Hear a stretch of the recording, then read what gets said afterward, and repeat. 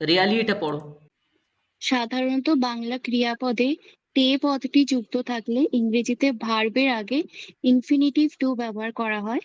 আমি এখানে বলছি যে বাংলা ক্রিয়াপদে তে যুক্ত থাকলে সাধারণত আমরা ইনফিনিটিভ টুটা ব্যবহার করি প্লাস ভি ওয়ান ইউজ করি। ওকে, সো এখানে কি বলছি, আমি যেতে চাই, আই ওয়ান্ট টু গো, যেতে।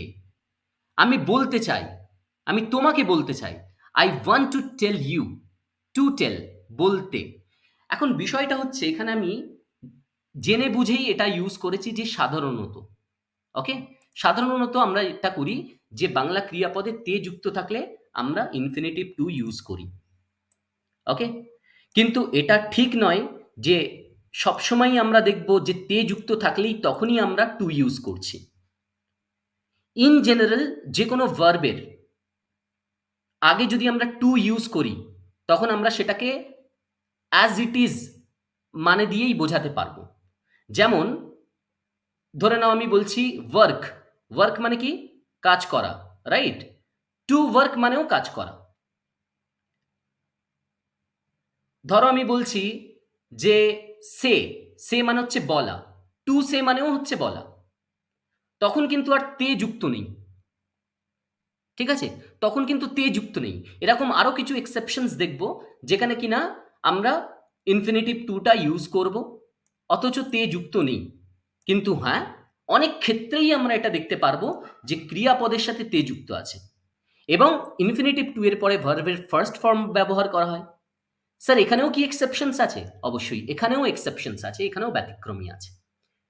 এখানেও অনেকগুলো ব্যতিক্রমী আছে যেখানে কিনা ব্যবহার করা হবে না টু এর পরে যে মেন ভার্ব আছে, মেন ভার্বের সাথে আইএনজিও অ্যাড হয়ে যেতে পারে। সেগুলো আমরা পরে আমরা দেখব।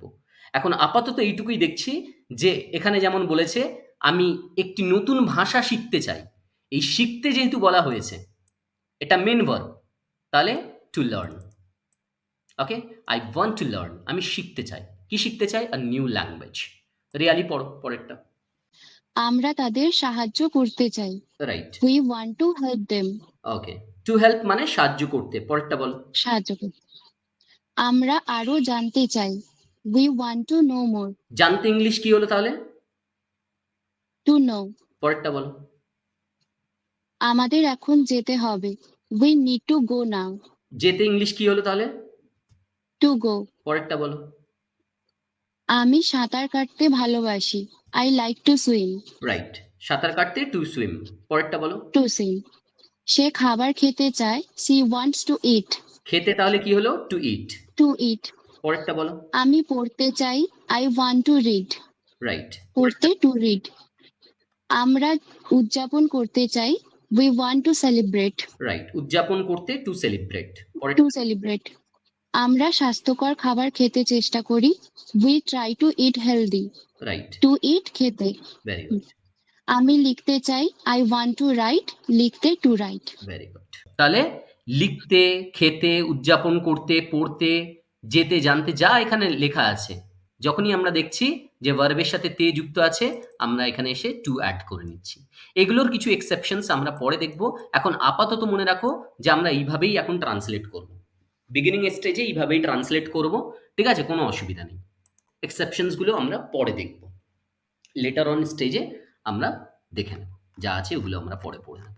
ঠিক আছে, অনেক এক্সেপশনস আছে, অত এক্সেপশনস মাথায় রাখতে গেলে মানে ইংলিশে কথা বলাটাই হবে না।